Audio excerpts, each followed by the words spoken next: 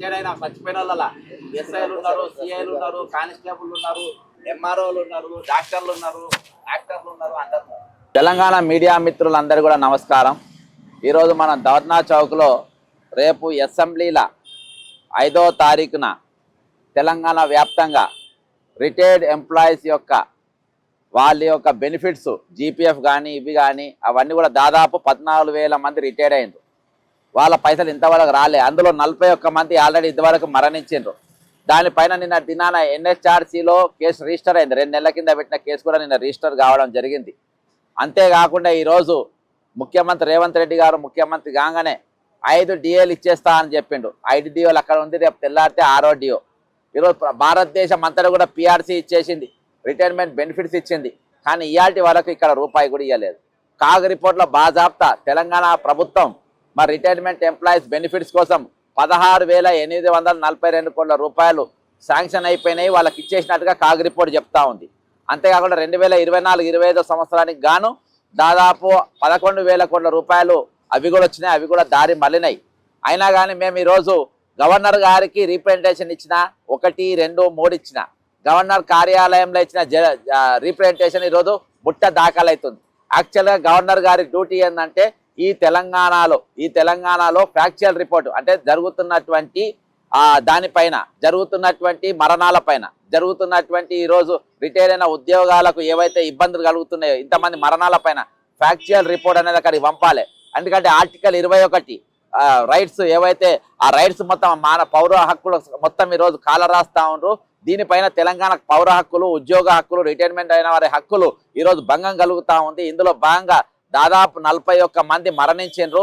ఈ మరణానికి కారణం అని చెప్పి ఆ కారణాల పైన రాష్ట్రపతి గారికి గవర్నర్ గారు రిప్రజెంటేషన్ మన ఒక ఫ్యాక్చర్ రిపోర్ట్ అనేది ఇవ్వాలి. ఇయాల్టి వరకు గవర్నర్ గారు ఎటువంటి రిపోర్ట్ ఇవ్వాలి. ఈరోజు గవర్నర్ కార్యాలయం ఎట్లయిందంటే తెలంగాణ బీజేపీ కార్యాలయం అయిపోయింది, ఒక బీజేపీ ఇన్ఛార్జ్ కార్యాలయంలోకి అయిపోయింది. ఎందుకంటే గవర్నర్ గారి యొక్క చరిత్ర చూస్తే ఆయన త్రిపురకు ఉప ముఖ్యమంత్రిగా పనిచేసినటువంటి వ్యక్తి. మరి అక్కడ కొన్ని దంగా ఫసాదులు కూడా అయినాయంట, అంటే కొన్ని గొడవలు కూడా అయినాయంట.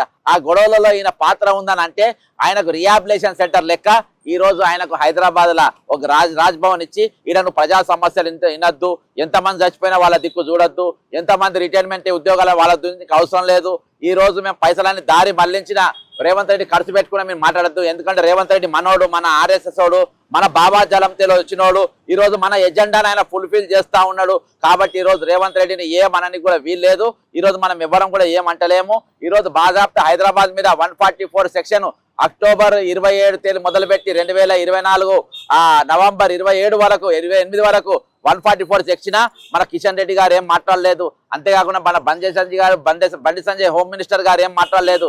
అదే విధంగా మరి ఎంఐఎం కూడా ఏం మాట్లాడలేదు. మనము ఒక చతుర్ లెక్క చూసి ఎంఐఎం కూడా మనకు ఈరోజు మద్దతుగా నిలబడి ఆయన కూడా 144 సెక్షన్ మీద ఏం మాట్లాడలేదు.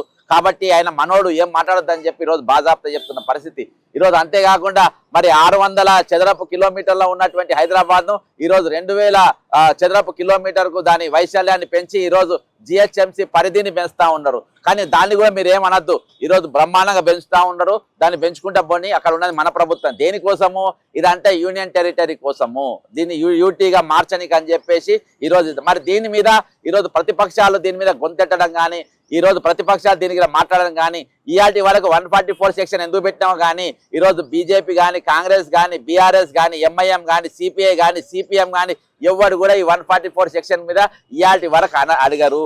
అంతేకాకుండా ఈరోజు రిటైర్మెంట్ ఎంప్లాయీ మరణాల గురించి మాట్లాడారు. ఈరోజు పిఆర్సీ గురించి బాజాప్తా ఉద్యోగ సంఘాలు కూడా మాట్లాడాయి. ఉద్యోగ సంఘాలు ఏంటి, ఒక ఉద్యోగ సంఘం మన శివాజీ మన శ్రీనివాస్ ఏలూరు శ్రీనివాస్ అనేటువంటి మీద ఈరోజు ఖమ్మం జిల్లాల భూముల కేసులు ఉన్నాయంట. ఛార్జ్ షీట్ వేస్తే జైలుకు పోతాడంట. కాబట్టి నీ గురించి నేను మాట్లాడా. ఇక ఇంకో సంఘ నాయకుడేమో బీటీఎన్జీఓల భూములు ఉన్నాయంట, దాన్ని అడ్డం పెట్టుడు. ఇంకోటి మన వాళ్ళ ఏసీబీ కేసుల పైరవిలంట. ఈరోజు వాళ్ళని అడ్డం పెట్టుకొని ఈరోజు వీళ్ళంతా వ్యవహరిస్తూ ఉన్నారు. ఈరోజు ఉద్యోగ సంఘాలు మాట్లాడకుంటే ఈరోజు బాజాప్తా ఈరోజు ప్రభుత్వం వ్యవహరిస్తూ ఉంది. ఇక అంతేకాకుండా ఈరోజు ప్రభుత్వ సంఘాలను కూడా బ్లాక్మెయిల్ చేసే పరిస్థితికి దిగజారిందంటే ఇక మనం అర్థం చేసుకోవాలి. అందుకనే ఈరోజు ఎక్కడ కూడా పరిస్థితి లేక ఈరోజు బాజాప్తా మేము తెలంగాణ అసెంబ్లీ బంద్కు మొన్న దినాన మరి 0 అవర్లో మరి ఏ విధంగానైతే రిటైర్డ్ ఎంప్లాయీ సబ్జెక్ట్ కొంచెం చర్చకు వచ్చింది, కానీ అంత బలంగా రాలేదు. ఈరోజు కాగ్ రిపోర్ట్ ముందు పెట్టి మాట్లాడాల్సిన అవసరం ఉంది ప్రతిపక్షాలు. కాగ్ రిపోర్ట్లు ఎందుకు ఆ 16,842 కోట్ల రూపాయలు ఏ విధంగా డైవర్ట్ అయినాయని అడగాలి. మిస్ వరల్డ్ ఏ ఫండ్కి వెళ్ళి తీసుకొచ్చి ఖర్చు పెట్టిన అడగాలి. ఈరోజు మిస్ వరల్డ్ కోసము మరి పైసలు ఎక్కడికి వెళ్ళి వచ్చిందని అడగాలి. అంతేకాకుండా మిస్ వరల్డ్, మిస్ ఇంగ్లాండ్ మరి ఎవరైతే మెల్లి మ్యాగీ ఉందో ఇంగ్లాండ్ పోయిన తర్వాత మాతోని వేశ్యలు వివరించినట్టుగా తెలంగాణ ప్రభుత్వం వ్యవహరించిందని చెప్పి ఆమె స్టేట్మెంట్ ఇచ్చింది. మరి శిఖా గోయల్ గారు రిపోర్ట్ ఇచ్చింది. ఆ రిపోర్ట్లో ఏమున్నది అనేది అసెంబ్లీలో చర్చకు రావాలి. అసెంబ్లీలో దాన్ని తీసుకురావాలి అని ఒక డిమాండ్ చేయాలి. ఈ రోజు మెస్సీ అనేటువంటి ఫుట్బాల్ ఆడడానికి తీసుకొచ్చిండు. దాదాపు దానికి ఒక 150 కోట్ల పైసలు ఇప్పటికి ఖర్చు పెట్టిండ్రు. మరి అందులో సామాన్యులు ఎవరు కూడా ఆడలేదు. ఈయన కొడుకులు, ఈయన మనవళ్ళు, అంతేకాకుండా ఈ రోజు వీళ్ళ తమ్ముళ్ళ కొడుకులు, మరి అక్కడ ఉన్న బౌన్సర్ల కొడుకులు ఈ రోజు ఫుట్బాల్ ఆడిన పరిస్థితి. ఈ రోజు అక్కడ కూడా ఆ పైసలు ఎక్కడికి వెళ్ళి వచ్చినాయని చెప్పి అడగాలి. అంతేకాకుండా ఈరోజు గ్లోబల్ సమిట్ లో ఎవరు పైసలు ఖర్చు పెట్టినా, ఎంత ఖర్చు పెట్టినా అది బయటికి రావాలి. అసలు ఎన్ని కంపెనీలు ఎంఓయూలు ఎవరైనా చేసుకుంటారు. ఎంఓయూలు ఇక్కడ ఉన్న మీడియా వాళ్ళు మేము అందరం కూడా ప్రభుత్వంతో మేము 1,00,000 కోట్లు పెడుతున్నాము, హైదరాబాద్లో 1,00,000 మందికి నౌకర్లు ఇస్తున్నామని మేము కూడా ఎంఓయూలు చేసుకోవచ్చు. ఎంఓయూలు కాదు, అసలు ఎన్ని డిపిఆర్లు అయినాయి. ఆ డిపిఆర్ రిపోర్ట్లు ఈరోజు బయట పెట్టాల్సిన అవసరం ఉన్నది. దాని మీద చర్చ జరగాలి. ఈ రోజు ఏదైతే వారం రోజుల పాటు చర్చ జరుగుతూ ఉందో దాని మీద ఖచ్చితమైన చర్చ చాలా బలంగా జరగాలి. డాక్యుమెంట్ పరంగా జరగాలి, పేపర్లు ముందు పెట్టి జరగాలి. ఈరోజు చాలా అంశాలు జరిగినాయి. ఈరోజు కాళేశ్వరం స్కామ్ అయిందంటారు, మిషన్ భగీరథ స్కామ్ అయిందంటారు, టెలిఫోన్ ట్యాపింగ్ స్కామింగ్ అయిందంటారు, గొర్రెల స్కామ్ అయిందంటారు. మరి ఎవరన్నా గొర్రెల స్కామ్లు ఎవరన్నా మాజీ మంత్రి ఎవరైనా అరెస్ట్ అయినరా? ఏమైనా మాజీ ముఖ్యమంత్రిని అరెస్ట్ చేసిండ్రా? టెలిఫోన్ ట్యాపింగ్లో హోంమంత్రి అరెస్ట్ అయిందా? ఈరోజు గొర్రెల స్కామ్లో వాళ్ళు అరెస్ట్. కాళేశ్వరంలో ఎవరైనా మంత్రులు, ముఖ్యమంత్రి అయినరా? ఈ అన్ని స్కామ్లలో అరెస్ట్ అవుతున్నది ఈరోజు ప్రభుత్వ ఉద్యోగులే. వాళ్ళు మాత్రమే, కానీ ఉద్యోగ సంఘాలు ఎవరు కూడా మాట్లాడారు. ఎందుకంటే వాళ్ళు చెంచాగిరి లెక్క మారిపోయినరు. కాబట్టి ఈరోజు ఈ అన్ని సమస్యలపైన ఈరోజు కాంట్రాక్ట్ ఉద్యోగులకు వెళ్ళి మొదలుపెట్టి, ఈరోజు అవుట్ సోర్సింగ్ ఉద్యోగులకు వెళ్ళి మొదలుపెట్టి, ఈరోజు రిటైర్మెంట్ ఎంప్లాయీస్కి రావాల్సిన బెనిఫిట్స్ ఇవన్నీ కూడా ముందు పెట్టుకొని రేపు ఈరోజు ఇక్కడ తెలంగాణ ప్రతిపక్షం అనేది ఎక్కడ కనబడతలేదు. కాబట్టి మేమే ప్రతిపక్ష పాత్రగా పోషించి ఈరోజు రేపు అసెంబ్లీ మరి చెలో అసెంబ్లీ ముట్టడికి మేము పిలుపునిస్తున్నాం. ఈరోజు రిటైర్ అయిన వ్యక్తులు వాళ్ళ దవాఖానాల్లో ఉన్న, క్యాన్సర్లతోనున్న, హాస్పిటల్లో ఉన్న, బెడ్ రిడన్ అయి ఉన్న మీరు అంబులెన్స్లు వేసుకొని అసెంబ్లీకి రావాలి. మా సమస్యల గురించి మాట్లాడాలి, మా ఇష్యూస్ గురించి మాట్లాడాలి అని చెప్పి మనకు గొంతెత్తాల్సిన అవసరం ఉంది. ఈరోజు తెలంగాణ బీజేపీ ఎంత దౌర్భాగ్యానికి వ్యవహరిస్తుందంటే, ఈరోజు భారతదేశంలో ఉన్న బీజేపీ పాలన ఉన్న ప్రతి రాష్ట్రంలో పిఆర్సీ ఇచ్చిండ్రు, డిఏలు ఇచ్చిండ్రు, రిటైర్మెంట్ అయిన వాళ్ళ పైసలు కూడా అన్ని ఇచ్చేసిండ్రు. కానీ ఈరోజు తెలంగాణలో తెలంగాణలో ఎందుకు ఇస్తలేరు అని చెప్పి బీజేపీ వాళ్ళు ఎందుకు అడుగుతలేరు? బండి సంజయ్ ఎందుకు అడుగుతలేరు? రామచంద్రరావు ఎందుకు అడుగుతలేరు? ఈరోజు కిషన్ రెడ్డి ఎందుకు అడుగుతలేరు? ఈరోజు బీజేపీ ఎల్పీ నాయకులు ఎందుకు అడుగుతలేరు? ఈరోజు తెలంగాణలో ఎందుకు మీరు మరి రిటైర్మెంట్ వాళ్ళకి బెనిఫిట్స్ ఎందుకు ఇవ్వలేకపోతున్నారు? మేము ఇచ్చినామని చెప్పి ఎందుకు డంకా బజాయించుకుంటలేరు? ఎందుకో ఆ రోజు అసెంబ్లీలో చెప్పాల్సిన అవసరం ఉంది ఈరోజు. కాబట్టి ఈరోజు 41 మంది ఇయాటికి మరణించారు. 42వ నంబర్ రాకముందే, 42వ రిటైర్డ్ ఉద్యోగి మరణం కాకముందే, ఇంకా ఉద్యోగులు వాళ్ళు నైరాశ్యంతో వెళ్ళకముందే ఈరోజు ప్రభుత్వం వెంటనే మరి 25వ తారీఖు లోపే మరి దీని మీద అసెంబ్లీలో చర్చ జరపాలి. ఈ రోజు వీళ్ళ డిమాండ్స్ మొత్తం ప్రకటించాలి అని చెప్పి, వీళ్ళ డిమాండ్స్ మొత్తం నెరవేర్చాలని చెప్పేసి మేము డిమాండ్ చేస్తా ఉన్నాం. అంతేకాకుండా 14,000 పోస్టులు ఈరోజు ఖాళీలు అయినాయి. ఆ 14,000 పోస్టులు రిటైర్ అయిన పోస్టులను జాబ్ క్యాలెండర్ ప్రకటించాలి అని బాజాబ్తా ప్రియాంక గాంధీ గారితో చెప్పించారు. 4,000 రూపాయలు నిరుద్యోగ భృతి ఇస్తామన్నారు. మరి 40 లక్షల మంది ఇయాళ్ళకి నమోదైనటువంటి నిరుద్యోగులు రాష్ట్రంలో 40 లక్షల మంది ఉన్నారు. మరి దానిపైన ఇంకా పోస్టులు ఎప్పుడు ఇస్తారు? అసలు ఎన్ని పోస్టులు మీరు గుర్తించారు? ఈ పోస్టులు ఎప్పటిలోపు నింపబోతున్నారు? మరి జాబ్ క్యాలెండర్ ఏమైంది? దీనిపైన కూడా అసెంబ్లీలో చర్చ జరగాల్సిన అవసరం ఉంది. కాబట్టి ఈరోజు మేము నిరుద్యోగ జేఏసీ మద్దతు కూడా కోరుతున్నాం. గతంలో మరి తెలంగాణకు ఊరున బస్ చేసుకొని కాంగ్రెస్ పార్టీ అధికారం రావాలని చెప్పేసి తమ్ముడు జనార్దన్ మళ్ళీ వాళ్ళ టీము రాష్ట్రం అంతా పర్యటన చేయడం జరిగింది. కానీ ఈరోజు మళ్ళీ వాళ్ళు కూడా ఈరోజు మరి వీళ్ళ రిటైర్మెంట్ అయిన వాళ్లకు మరి కొంతమందికి దాదాపు 6,000 మందికి మళ్ళీ ఇంకా అట్నే పని చేయించుకుంటా ఉన్నారు వాళ్ళని. ఎందుకంటే వాళ్ళకి తీసేస్తే వాళ్ళ పైసలు ఇవ్వాల్సి వస్తాయి. కాబట్టి ఈరోజు చీఫ్ సెక్రటరీ రిటైర్డ్ అయిపోయాడు, కానీ ఆయన ఎక్స్టెన్షన్ అయింది. మరి రిటైర్ అయిన చీఫ్ సెక్రటరీ పైసలు ఇచ్చిండ్రా లేదా? రిటైర్మెంట్ పైసలు వచ్చినాయా లేవా? అవైనా స్పష్టంగా చెప్పాల్సిన అవసరం ఉంది. ఈరోజు ఫైనాన్స్ సెక్రటరీ ఉన్నాడు, మరి ముఖ్యమంత్రి ఉన్నాడు. కాగ్ రిపోర్ట్ అనేది బయటకు వస్తే ముఖ్యమంత్రి, finance minister, finance secretary, chief secretary నలుగురు కూడా జైలుకు పోతారు. ఈరోజు చీఫ్ సెక్రటరీ ఇంటికాడికి తీసుకుపోయి నేను ఒక వీడియో చేసిన, విల్లా నంబర్ 41 గ్రీన్ విల్లాస్లని కిల్ ఎవడిచ్చిండు, ఎక్కడికి వెళ్ళి వచ్చింది, దాని రిపేర్ ఎవరు చేపిస్తుందని ఇవాళ దాకా ఆయనకెళ్ళి ఎక్కడికి వెళ్ళి సమాధానం లేదు. ఇలాంటి సమాధానం లేని అనేకమైన ప్రశ్నలు ఈరోజు తెలంగాణ ప్రజలలో ఉన్నాయి, 4 కోట్ల ప్రజలలో ఉన్నాయి. 4 కోట్ల తెలంగాణ ప్రజలు ఈరోజు అందరు కూడా ఎక్సెప్ట్ ఎవరు రేవంత్ రెడ్డి కుటుంబము, మంత్రుల కుటుంబాలు, ఎమ్మెల్యే కుటుంబాలు తప్ప తక్కిన వాళ్ళందరూ కూడా ఈరోజు అన్హ్యాపీతో ఉన్నారు. అంతేకాకుండా ఈరోజు నిరాశ నిస్పృహలతో ఉన్నారు. కాబట్టి మెదులుతున్నాయి నేను చెప్పిన ఈ ప్రశ్నలన్నిటి కూడా రేపు తెలంగాణలో అసెంబ్లీలో జరుగుతున్నట్టు దాంట్లో చర్చకు రావాల్సిన అవసరం ఉంది. ఒకవేళ ఈ చర్చకు రాకుంటే మీరు అసలు అసెంబ్లీయే పెట్టకండి, అసెంబ్లీ అవసరమే లేదు, అసెంబ్లీ మీకు పోవాల్సిన అవసరం లేదు, ఈరోజు మీరు జీతాలు తీసుకోవాల్సిన అవసరమే లేదు, మీకు కార్యాలయం అవసరమే లేదు, మీకు తెలంగాణలో మీరు పుక్కట్లా ఉంటున్న ఇంట్లో అవసరం కూడా లేదు. కాబట్టి ఇవన్నీ చర్చకు వస్తేనే ఈరోజు నిజంగా మీరు ప్రజానాయకులు అనుకుంటారు, లేకుంటే ఈరోజు మీరు ప్రజాభక్షకులు అనుకుంటారు. మీరు ప్రజాభక్షకులు అనే అభిప్రాయంతోనే ఈరోజు మేము చలో అసెంబ్లీకి పిలిపించినాం. కాబట్టి తెలంగాణలో ఉన్న ప్రతి పౌరుడు ఈరోజు రిటైర్మెంట్ ఎంప్లాయీకి, నిరుద్యోగులకు మద్దతుగా నిలబడాలి. ఈరోజు మన హక్కులు మనం సాధించుకోవాలి. ఈరోజు పథకాలు రాజ్యాంగంలో 2 పాయింట్లు ఉన్నాయి.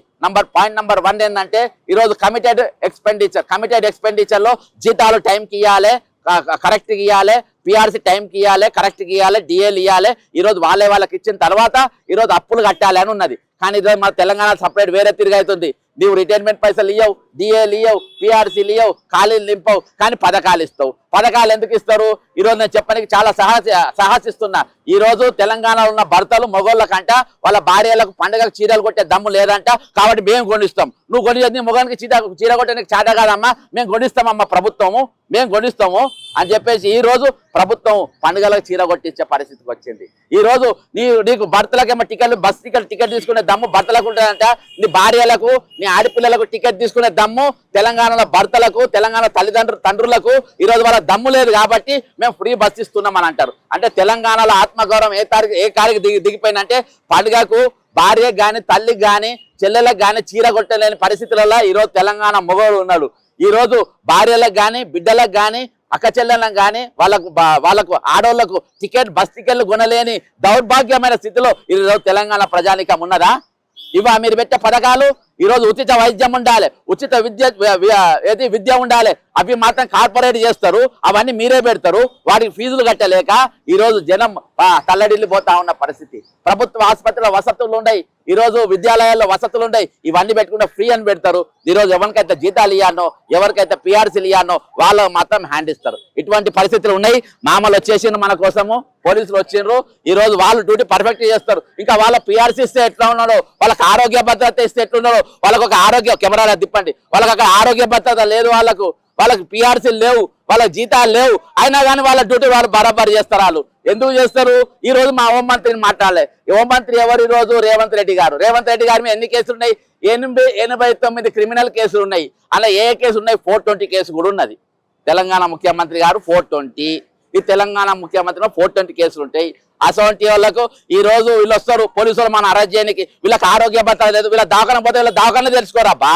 వీళ్ళు పోతే నాకు హార్ట్ అటాక్ వచ్చింది, లేకుంటే పక్షవాతం వచ్చిందని అపోలో హాస్పిటల్ పోయినా, యశోద హాస్పిటల్ పోయినా, నాకు ఆరోగ్య భద్రత కార్డు ఉంది, నాకు ట్రీట్మెంట్ చేయంటే, నీకు ట్రీట్మెంట్ ఎక్కడిది? పో గాంధీకన పో, నిమ్స్కి పో అని వాళ్ళు అంటారు. వీళ్ళు మాత్రం మమ్మల్ని అరెస్ట్ చేయడానికి ముందు వరుసలు వచ్చి నిలబడతారు వాళ్ళు.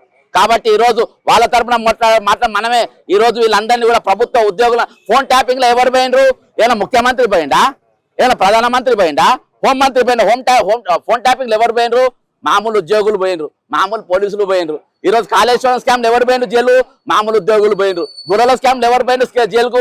మామూలు ఉద్యోగులు పోయినరు. పెద్దోళ్ళు ఎవరు పోరు, మంత్రులు ఎవరు పోరు, ముఖ్యమంత్రులు ఎవరు పోరు. అటాక్ అయ్యేదంటే కూడా ప్రభుత్వ ఉద్యోగులు, సామాన్య ఉద్యోగులు. మా మీద కేసులు పెట్టేది, మన జైళ్ళలో తీసుకుపోయేది కూడా సామాన్యులే వచ్చిండ్రు సార్లు. కాబట్టి ఏది ఏమైనప్పటికీ 5వ రోజు చలో తెలంగాణ అసెంబ్లీ ముట్టడి, తెలంగాణ ప్రజానీకం బ్రహ్మాండంగా ఈరోజు దాన్ని ఈ పిలుపు ఎవరు ఇస్తలేరు కాబట్టి మేము పిలుపునిస్తున్నాం. ఈరోజు పోస్టర్ రిలీజ్ చేస్తున్నాం. మీరందరూ కూడా ఆ చలో అసెంబ్లీకి సక్సెస్ చేయాలి, అందరు కూడా అసెంబ్లీకి రావాలి. ఈరోజు దవాఖానాల పేషెంట్లు కానీ, క్యాన్సర్ పేషెంట్లు, పక్షవాతం వచ్చిన వాళ్ళు అంబులెన్స్ వేసుకొని రావాలి, కానీ ముట్టని మాత్రం పక్కా చేయాలి. మన హక్కులు మనం సాధించుకోవాలి. జై తెలంగాణ, అమరవీరులకు జోహార్లు.